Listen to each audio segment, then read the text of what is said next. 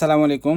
বিষয়টা অনেক ছোট কিন্তু অনেক অনেক গুরুত্বপূর্ণ। আপনারা আসলে অনেকেই নিয়মিত ব্যাংকে যান, তারা আসলে জানেন। কিন্তু অনেকে আছে হয়তো বছরে একবার, ৬ মাসে একবার কি মাসে একবার ব্যাংকে যান, তারা আসলে বিষয়গুলো জানেন না। এইজন্য আপনারা আসলে ব্যাংকে যখন টাকা জমা দিতে যান, হয়তো এফডিআর করতে যান অথবা সঞ্চয়পত্র করতে চান, অনেকগুলো টাকা যখন আপনারা ব্যাংকে জমা দিতে যান, তখন আসলে আপনাদেরকে অনেক ভোগান্তি হয়, অনেক হ্যাসেল পোহাতে হয়। সেই বিষয়টা হচ্ছিল টাকার নোট ফিগার। আপনারা একসাথে যখন অনেকগুলো টাকা নিয়ে যাবেন, তখন আসলে টাকার নোট ফিগার কিন্তু অবশ্যই লিখে দিতে হবে। না লিখে দিলে ব্যাংক কাউন্টার থেকে মিলিয়ে মিলিয়ে নিতে পারবে না। এই জন্য আপনাকে বলবে যে ভাই কি আপা টাকার নোট ফিগারটি লিখে দেন। তখন আপনাদের ঝামেলা হয়ে যায় যে কোন বান্ডিলে কতটা নোট আছে আমরা জানি না, কীভাবে এখন লিখবো। ব্যাংকের মধ্যে অনেক মানুষ থাকে, তখন আপনারা আসলে ঝামেলায় পড়ে যান। এই জন্য আপনাদেরকে বলি, আপনারা কী করবেন, বাসায় যখন আসলে টাকা গুনবেন, অবশ্যই তো বাসায় টাকা গুনি তারপরে ব্যাংকে নিয়ে যাবেন। তখন অবশ্যই মাথায় রাখবেন আপনারা এই কাগজে, সাদা কাগজে একটু লিখে নিয়ে যাবেন। কারণ হয়তো আপনার কাছে ব্যাংক ভাউচারটা নাই, ব্যাংকে গেলেই তো আপনারা ব্যাংক ভাউচার পাবেন, আপনার বাসায় আপনার কাছে ভাউচার নাই। তখন আপনারা কী করবেন, সাদা কাগজে টাকার নোট ফিগারটা লিখে নিয়ে যাবেন। মনে করেন ১০০ করে বান্ডিল করবেন। ধরুন ১,০০০ টাকার নোট আপনার কাছে আছে ১১০টি, তাহলে আপনারা লিখবেন ১,০০০ গুণ ১১০। এখন এই ১০০টা এক বান্ডিলে এক জায়গায় করবেন এবং 10টি আলাদা করবেন।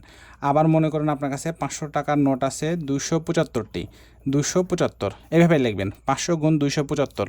এখন ২০০টা মানে ১০০টা এক বান্ডিল, আর ১০০টা আর এক বান্ডিল, ২ বান্ডিল, এবং ৭৫টা আলাদা করবেন। এইভাবে কত টাকার নোট কতটা আছে, ১০০, ২০০, ৫০ যা থাক আপনার কাছে, সবগুলো সুন্দর করে এখানে নোট ফিগারটা করে নিয়ে যাবেন। কত টাকার নোট কতটা আপনার কাছে আছে। তারপরে ব্যাংকে যখন যাবেন, ব্যাংক থেকে আপনাকে বলবে যে ভাই কি আপা আপনারা একটু নোট ফিগার লিখে দেন।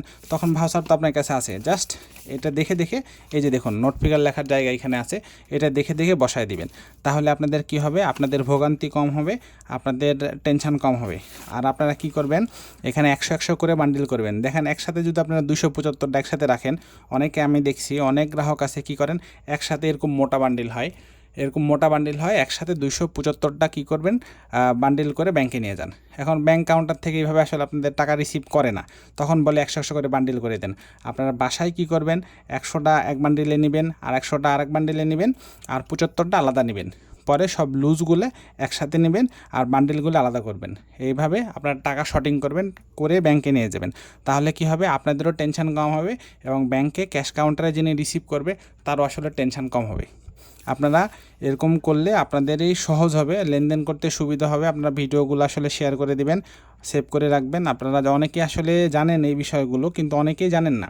কারণ ব্যাংকে আসলে তো অনেকেই লেনদেন নিয়মিত করেন না, যারা লেনদেন নিয়মিত করেন তারা আসলে সব কিছুই জানেন, বুঝতে পারেন। যারা জানেন না, ভিডিওটি শেয়ার করে তাদেরকে আসলে জানার সুযোগ করে দিবেন। ধন্যবাদ।